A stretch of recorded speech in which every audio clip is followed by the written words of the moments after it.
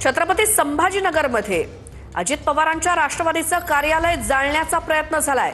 शहरातील कैलासनगर भागातील कार्यालय अज्ञातांकडून मध्यरात्री जाळण्याचा प्रयत्न करण्यात आला।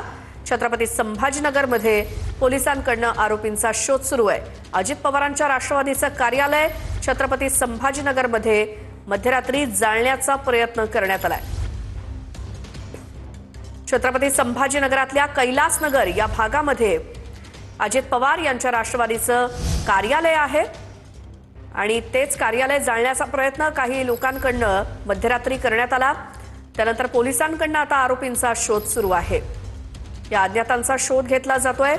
छत्रपती संभाजीनगरातल्या राष्ट्रवादी काँग्रेसच्या कार्यालय अजित पवारांच्या राष्ट्रवादी काँग्रेसचं कार्यालय जाळण्याचा प्रयत्न जे छत्रपती संभाजीनगरमध्ये कैलासनगर या भागामध्ये आहे। या संदर्भात माहिती घेऊयात आपण। आमचे प्रतिनिधी ज्ञानेश्वर लोंढे आपल्या सोबत आहेत। ज्ञानेश्वर, काय घडलं रात्री? निश्चितच होतं, आपण जर बघितलं तर दादाच्या राष्ट्रवादीनं छत्रपती संभाजीनगरमध्ये स्वतंत्र जे आहे ते उमेदवार रिंगणात उतरवले।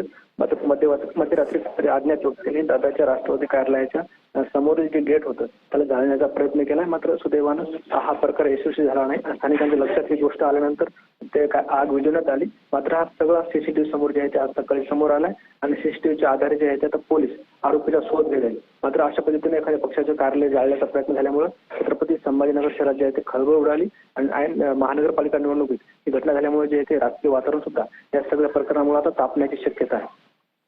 बिलकुल ज्ञानेश्वर, धन्यवाद या माहितीसाठी।